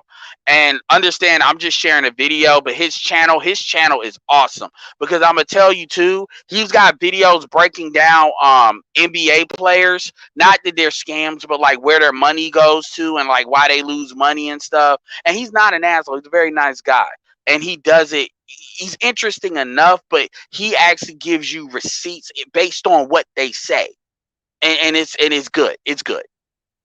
It's good. And he and a lot of these guys, if they do that, they sound like bitter and angry. No, he's fair, but he gets them. He gets them. Like even with Wesley Virgin's thing, like they ended up reaching out to him, like, and he there's a couple of people he really goes at. Like he went at Dan. Like the hardest person I saw him really get was Dan Locke, and I mean the receipts, boy, he gets them. But he's fair. He breaks the good, the bad, the ugly, and he's got 150,000 subs, and he shows receipts. So I'll share it, and I'm telling you, it's I was listening to him at like 1.5, 1.75. It was good. His stuff is good because American Greed is like my favorite show, and even he's got things where he's breaking down red webinars. And like I said, it's good. You actually learn a lot. You learn a lot about the process. If you're somebody that you bought courses, not from these people, but you bought courses and you bought training on how to do a webinar and stuff like that, you actually learn a lot by observing what he observes in real time, because you get to see, okay, this is what that actually looks like. This is what this looks like deployed in real time in a real, and so it's like, so it's actually very valuable. Honestly, I don't think he really understands what he has. I really don't think he does. And he didn't even mean to do that. What's up, Charles? So if you're in sales, it's actually an excellent research tool. And he's a realtor. He's not somebody that's like absent to sales. And there's certain people that he does like. But yeah.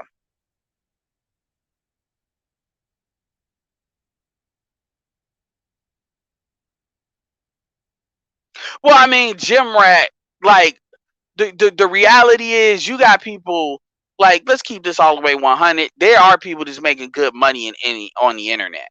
Like they just is, and people want to say, oh well, they prey on this and they prey on that. I mean, people, like, you live in America, everybody preys on everything. So it's kind of like one of those things where if somebody's gonna be like the morale, like for instance, my coaching program that I'm involved with, and that it is a coaching program because it's not an MLM, it's not a pyramid. It's actually, I get what I sell, and it's a month to month recurring, and the only leverage in it is like a second sale and a fourth sale, and then everything else is theirs. That's the only leverage in it. That program is actually, it's been around for a while, and that program is technically is 175, and there's a couple other things with it, but you can actually get in for 35 if you wanted to. So my thing is, I literally could show somebody, if somebody said I only have, let me see, 25, 35, your first 30 days will get response, so you ain't even paying for that. 25, 35, and then you get SMS phone leads, you get $10 credit. So I can literally show somebody how to get started, and they would have 80 leads to the telephone interview that are 7 days old. And if I really wanted to, I could give bonus leads for less than $50. So not only are you actually have the tools you need to actually go about doing the thing. Now, obviously, the more you get, because you can't sell things you don't have, and that's what it wants. And then even with the 175, there's some other things that come along with that. And then I give the training center that I created that literally is like, do this, do this, do this, do this, screenshots, do this, do this, do this, video, do this, do this, do this, whatever insight that you need. And that comes along with it, no matter what you get. So there's some of these things that work. There's some of these things that are good, but it is what it is. I mean, people want to think what they want to think. They think what they want to think. Female Pookies. Yeah, Spencer. Yep, that's who it is. Yes, that's who it is, Jim Rat. Anybody that look at this, that's the dude, Spencer Yep, absolutely. And if you know Jim Rat, you know Spencer does not say everybody is scamming. He says most of them are, but everybody isn't.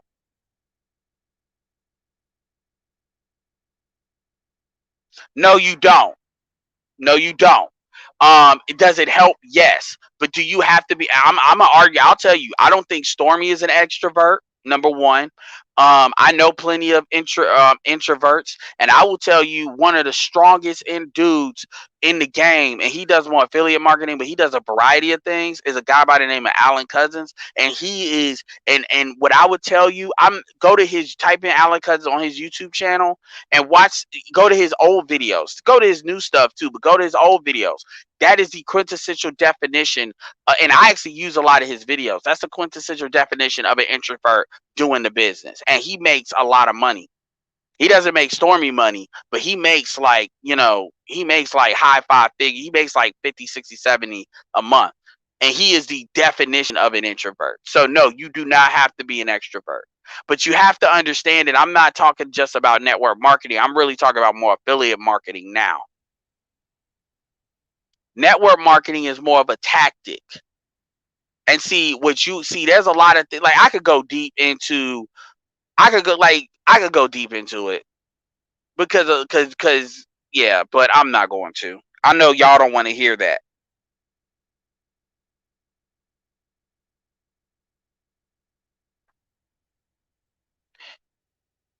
I mean, look, I like the concept of Legal Shield, but Legal Shield is there's things.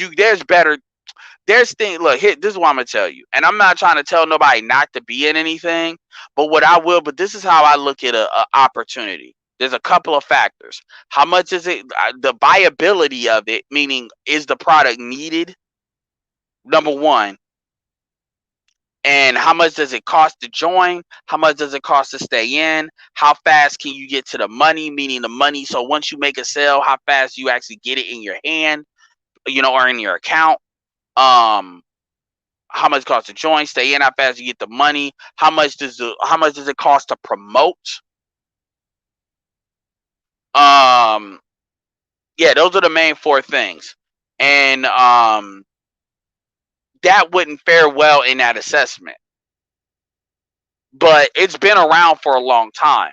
But there's other things that people can do that gets them to the money a lot faster. Like information, selling information is probably the most profitable thing you can do. And people always say, "Well, the information's on YouTube." Yeah, but if you don't know if you don't know how to search, or you gotta know shit to know what to look for. And if you don't know nothing about nothing, then you don't really know how to find the information or how to even search YouTube. Because if you say how to make money online, you're not going to find the thing that's actually going to show you how to do it. You got to kind of know how to research, or you know where these things are. And so somebody like me that's bought a lot of courses, yeah, I can show you where the free stuff is of the things that I bought.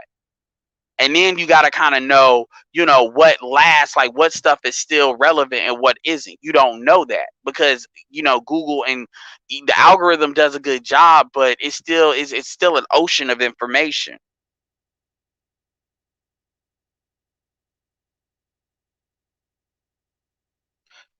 Go if look, I don't want to get back into it because I already been on here a little bit too long. Go into my community tab, and I shared a video that has the pink pill lessons, and it's a 14-minute video, so it's not long. She goes into the screen like of Stormy's talking a lot of that, and she goes back and forth. I might start putting that on Patreon, at least to introduce it. That way, I'm not, because I don't want to be seen as like forcing that stuff down you all's throats. Because that's not what people come to this channel for, and I respect that. Legal advice is needed, and crowdfunded legal advice is definitely valued. But there's a difference between what's needed and what people will understand as an intrinsic value. That's kind of what I'm talking about. So that's not something, me personally, that I would do. And if somebody wasn't in it, I wouldn't tell them to get in it, because there's things. Look, man, if you're doing this, people are doing this to make money. Now, if you're a lawyer, that may be a little bit different. But my thing is, I'm not even going to promote what some of the stuff I do, but there's ways that are less investment and get more to the money. That's all I'm saying. I'm not sitting on no. Like, honestly, if people want to do what they want to do, like, Legal Shield has been around for a minute. And like, if somebody would have come to me about, okay, well, how do I do this? I'll tell you how to do it, and I would give you probably the niches I would look at. But you got to understand that people tend to not care about that until, especially black people, until they get fucked up in the game. And I typically don't deal in the traditional network marketing companies anyway when it comes to I may buy certain products, but I'm not gonna because there are some great products. There's some great stuff out there. But I'm not, no. There's things you can get in very, like, honestly, if you had $150 a month to spend on like, really, if you had $100 a month to spend, I would say $150 a month, and to spend, you could be in business. And when I say be in business, I'm not talking about what it costs to actually be in a program. I'm talking about the program, the tools, and have some leads that you could contact.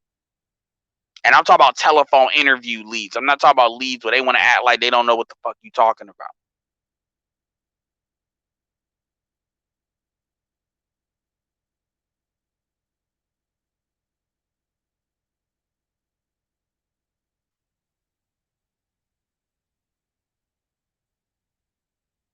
Yeah.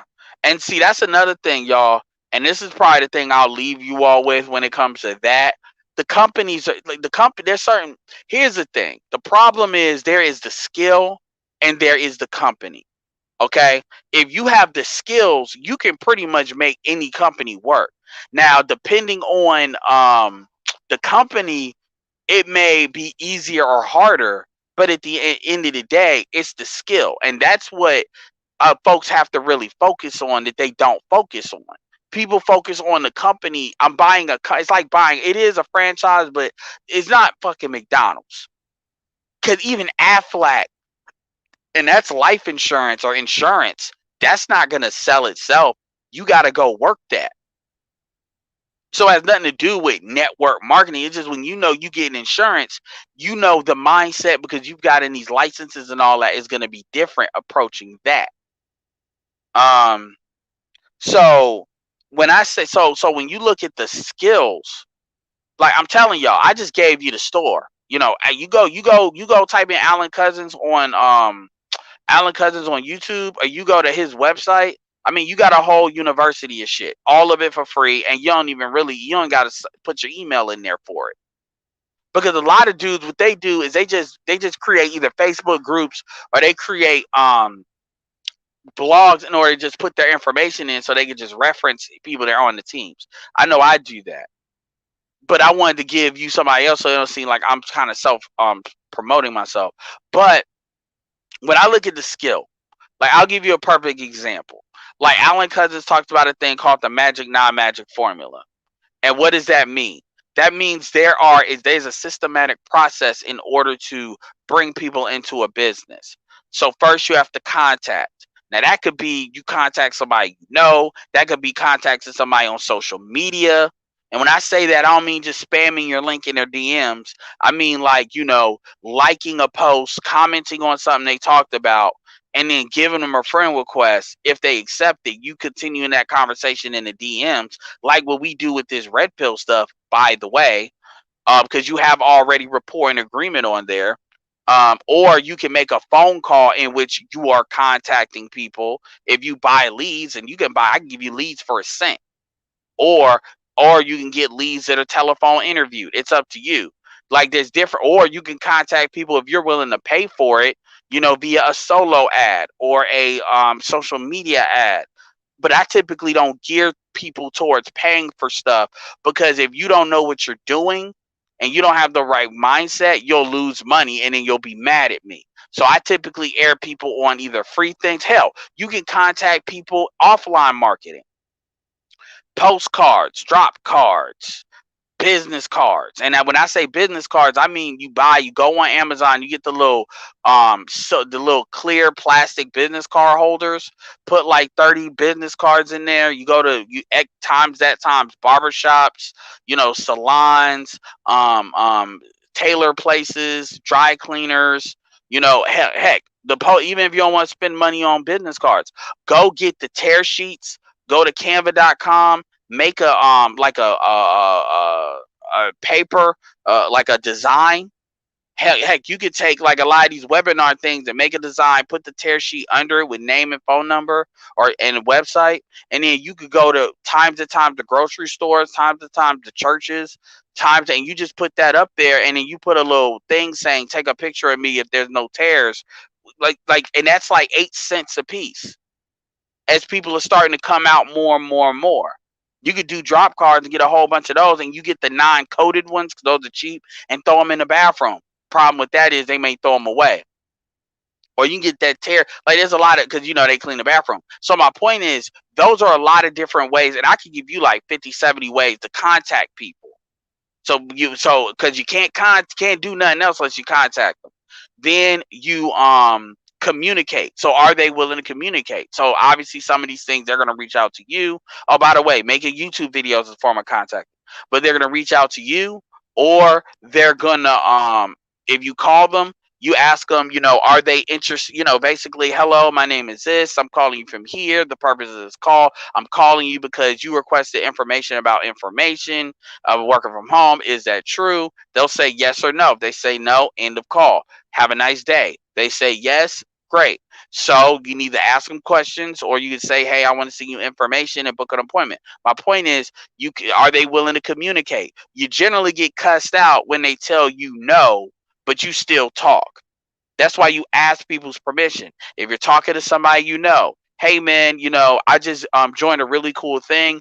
This may not be for you, and it's okay. But I would want to know, you interested in making some extra money? You're interested in, starting a side hustle? Your friends are gonna be cool with you because you gave them an out. You didn't sit there and leave it ambiguous, and so they feel the pressure in telling you yes when they really don't want to do it. In fact, I tell people I know it probably isn't for you. And so why do I say that? Because the purpose of me talking to them would be to find out who they know. And people subconsciously will register, well, hey, they told me it probably isn't for me, so he's not going to pressure the people I know, so I ain't got to worry about saying, hey, all right, it's a side hustle, I know this person, blah blah blah. And you could do that via text. Hey, it's probably not for you, but who do you know that always got their ear on how to make some extra cash? Because I'm only selling them on watching a video. I'm not selling them on a business. So anyway, contact, permission to communicate, qualify. You qualify them. Generally, the leads itself are qualified in general ways. You're qualified for, do they have the money? You get all that. So you qualify people. Are they interested? Do they have the money? Do they are they do they have the mindset? You ask conversational things, just like talking to a chick. Then once you qualify, so contact, communicate, qualify, invite. And inviting is really about booking the appointment, telling them, hey, I want to send you this information. You can send it via text message, add them to a group, or you can send them, email them a link. Are you gonna Are you, and then you say, look, so if I send this, will you watch it? Okay, I got this time. And then either if they act like they can't do it for the next couple of days, either you send it anyway and you don't worry about them. Because here's the thing, when you send them information, I don't just send them information. I make sure they sign up for an on my email autoresponder list, because I'm not going to be hounding people. I don't have time for that. So what happens is I have an autoresponder that I send people emails every day, and it's not just email blasting them on a presentation page. It's emails allowing them to get to know me, who I am, what I'm about, where I'm from, what my experiences are, the good, the bad, the ugly, things that resonate with them.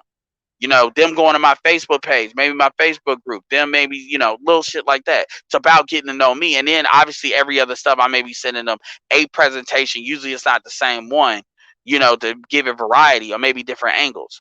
So contact, communicate, qualify, invite, present. Well, I already talked about that. You present whatever call, webinar. Usually I got a YouTube video.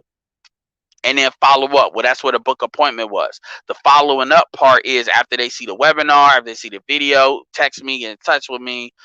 Following up is active and passive. Active is me calling them, passive or texting them.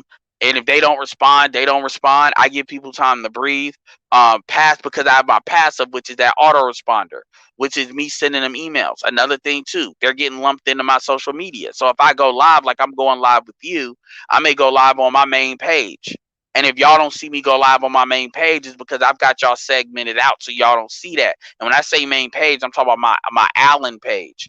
My first name is Allen, not Edward. Edward is my middle name. So y'all don't see that because y'all are segmented out, so y'all can't see that, because I don't want people seeing stuff that they don't want to see. Because y'all didn't like go on my page, just like everybody don't see the red pill content I put out, because you can do that on Facebook.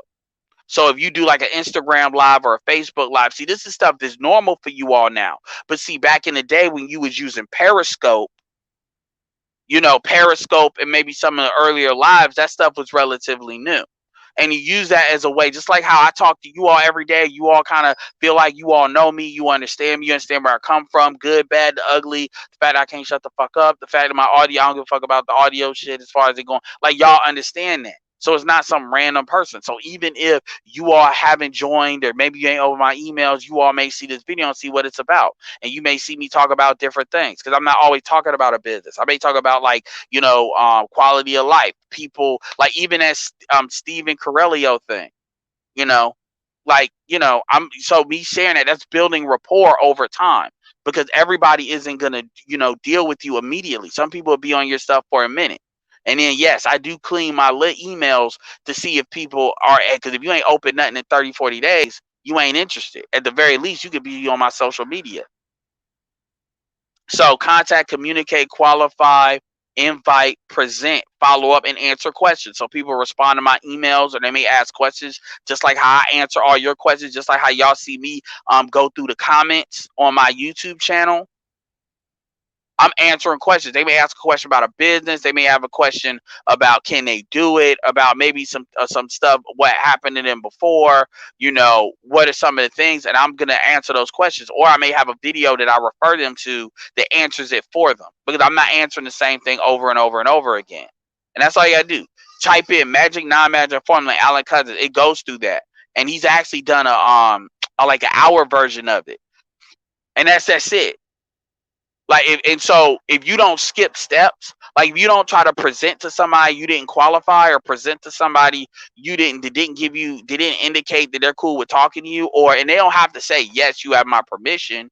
It could be, okay, when you talk to somebody on social media and you you friend request them and you go to their DMs, and you don't just go to their DM, hi, how are you? No, you don't do that. Like if you just friend request people, you start off by talking to them in their regular page and seeing if they're liking what you say and they agree with what you say. So you go to their posts and you comment on stuff. And then if they start a conversation there, you take that into the DMs. Or usually what I do is I have a conversation in Facebook groups And I don't actively do this as much, but because I do calls, but but everybody doesn't want to do calls. So you conversate in the Facebook group, and then they agree with a lot of stuff you're seeing. If people are liking like multiple things, you friend request them, and then when you friend request them, you carry some of that conversation in the DMs because you can speak more freely. And then you ask them questions. So, what do you do for a living? Oh, how long have you been doing that? Do you have any side hustles? Are you originally from this area? Little things like that that's in the context of the conversation. And then because you don't just hit people and then you be like, hi, how are you? Da da da da da. I hate that. That doesn't work. Because then people are like, why are you talking to me? You have to, it's just like with a female, you don't just walk up. Now, granted, I'm more mode one about it. Like I do bring up the thing. I don't necessarily believe in building up rapport completely. I'll say this may not be for you, but blah blah blah blah. Another thing people do this goofy on your Facebook page. You should never indicate what you shouldn't have banners talking about. Well, I'm in crypto. I'm in this. That is so dumb. I can't. And then your business is just plastered all over your Facebook page. If anything, create a Facebook business page for that, not a profile. That is so retarded, but people do that. And sometimes I look for people like that because I know they don't know what the fuck they're doing. That's an indication they don't know how to market. So I may offer them some free stuff and some free coaching and consult help, and then flip that into a kind of a qualifier call. But I give them a lot of good information because I have a list. I have like Google Drives of like free things, free software, free things that are online that people don't know about and they've never contextualized. Even that thing with Canva. I mean, if you're somebody you like to work with images, but Photoshop is too complicated for you, Canva, and then I give you a playlist of like stuff that really game you up on how to use Canva in a really good way. Like that tear sheet thing is a recent video training I created, how to create a tear sheet. And I don't even have that listed publicly on YouTube because that's something that is a part of the offline thing now that people are coming out. So my point is, there's a way to do these things. And some of the stuff I told you, probably you all have never heard about. But see, it depends on the teams that you're on. So there's definitely a right way of doing these things without pissing people off.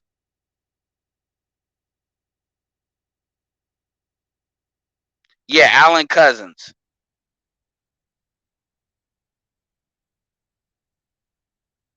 Exactly. And a lot of people don't know because it's automatically on Vistaprint, it's automatically on gloss. If you uncheck gloss, you get that $8 price point. People don't know that. And you don't if you don't need the gloss card, you just need the regular card stock. And if you get that and then you take that and put that in barbershops and stuff, which those people are usually gonna be cool, and you're probably comfortable with that, you can put those cards there. And then, like, that's another thing, using Google Voice as a way to segment. So there's a lot of ways to do things, and then all this information, I can use it to generate leads. So there's a lot of ways to do things, Joe. It's just they don't tell y'all that because the traditional companies want you to do it the way they want you to do it. Yeah, you don't deal with your friends for them to join you. I'm gonna keep it real with you. What I usually do if I were to go that route is I'll get contacts from my friends because I learned that selling Cutco, how to get referrals. And I don't even ask my people I know. I don't ask them to join a business. If I present a business to them, it's because I've already made money in it. Because I value my relationships. And see, this is where I started really hammering the call thing because I understand certain people are not going to want to deal with their warm market because they may have done it before and they don't want to break those relationships. But some people are not going to want to call, so you do the social media marketing, and so you have some people may not want to do that, so you do the content marketing. That's why I promote TikTok right now because TikTok is like the easiest way to get into content marketing and actually make that work.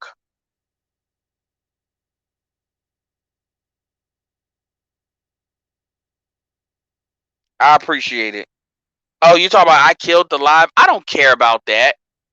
I mean, honestly, I'm mentioning a network marketer in this title. So I mean, if anything, I should talk about network marketing in here.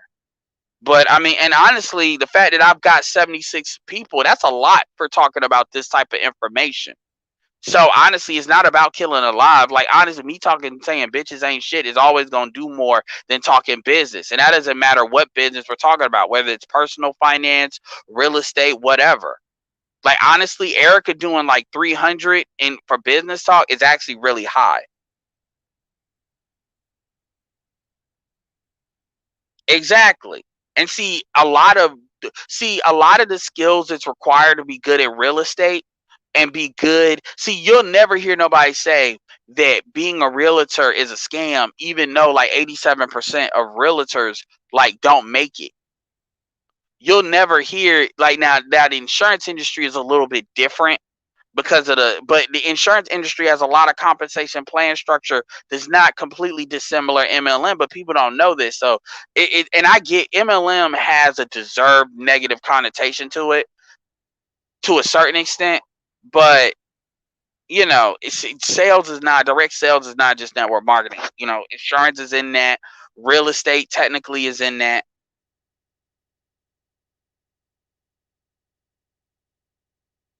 Oh well,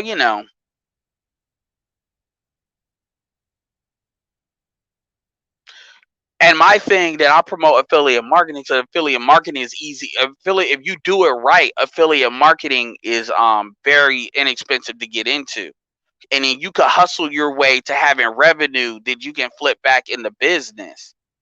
And so I always go back and forth whether I should introduce that into this space, um, because I know once I introduce it, I can't unintroduce it.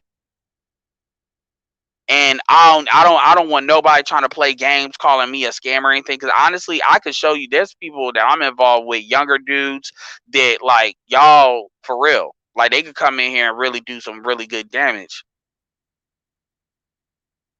But oh, Smirgo said he preferred this to the Jose shit. So yeah, absolutely. Shout out to Runway Billionaire. Cause that's another thing. That credit that and Thai Capital. That credit building talk is also another hustle. So there's a lot of legitimate hustles out there. And I know the white stuff, the black hat stuff, the gray hat stuff too. But I mean, y'all see how these super chats be flying, so y'all know it's money out here. Y'all see how these super chats be flying. Y'all see how these cats like people making money. People are making money just running their mouth on YouTube. So God forbid somebody actually sells something. People talking about, oh, well, you can't make money on information, and you got people becoming millionaires just running their mouth.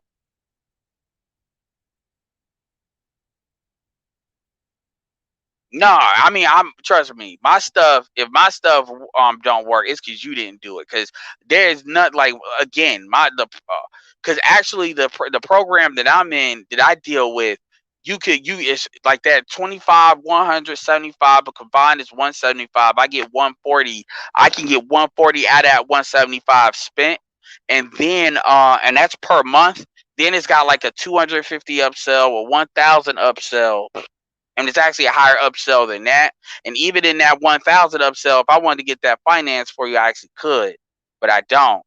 So and what you do is you don't get people to come into the 1,000 to 250 initially. What you do is you get them making money, and as they flip their money, an upgrade. That's how you get the upgrade. That's how you have an incentive for them to be successful. And the thing about it is, I have other. Remember, I told you about Myron Golden. I have other affiliate programs that's adjacent to that, or other software programs and stuff that's adjacent for that complement it. That's the value ladder that Russell Brunson talks about. So anyway, there's a way to do it, and I mean there's definitely a way to do it, and whatever. And trust me, I can be on lives like, and that's where I'm probably going. I could be on lives doing webinars. That's what they used to do back in the day in older programs. Like there was a program I was involved in. and it was really good. And it was actually I'll even say the name. It was called Empower Network, and it was built off blog technology. And a lot of people don't realize that blog was like in the top like 100 of websites on in the world, and because of like how they did it. And they used to that's when I originally saw lives that were like 3 hours, 4 hours, 5 hours, and these were all these marketers that used to do these lives. They used to do these lives, and they would talk business, and they would hang out. But see, that was a mechanism to drive sales, because you had these people that made X amount of dollars, and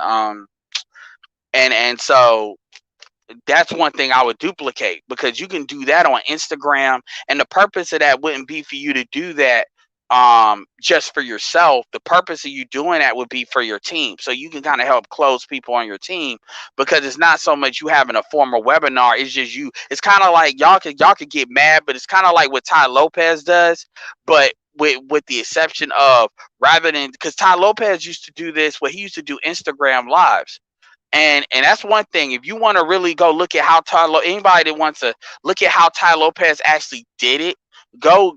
I'm gonna share that video with the Stefan Cirillo, whatever his name is. He's got a Ty Lopez video, and he's not saying Ty Lopez is a straight up scammer.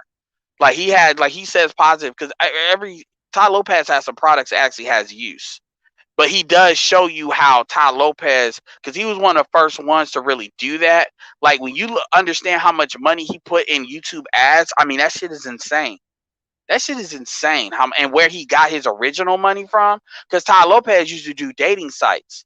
And so at that time, remember what I said, that was the dating coach heyday.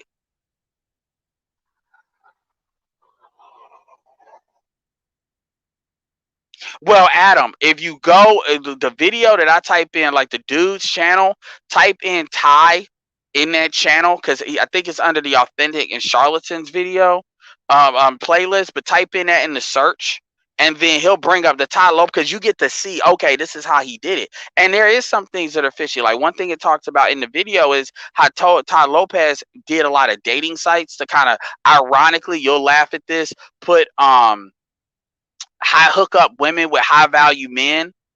And he said he got his original money like selling like A Club or something like that. And basically, I guess it didn't work out, so the people would charge back, but they wouldn't get their money back. And basically got kicked out of the industry because he was just like hustling, right? And he was really hustling women. And then he took that, and then as the age came to the internet with like 2014 and 15, he basically, that was when the start of like a lot of this internet guru stuff really started to fly out.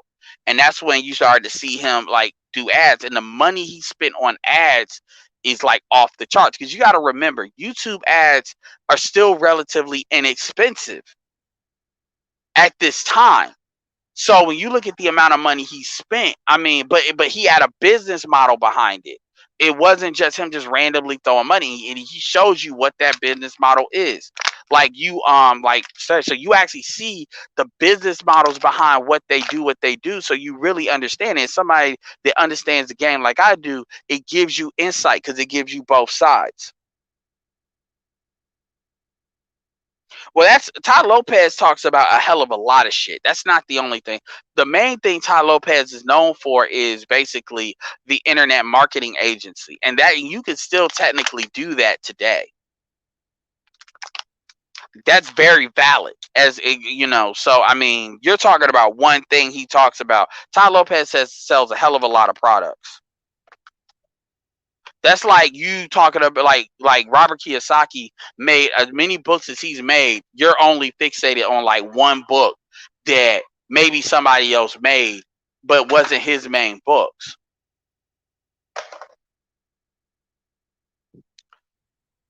Let me see.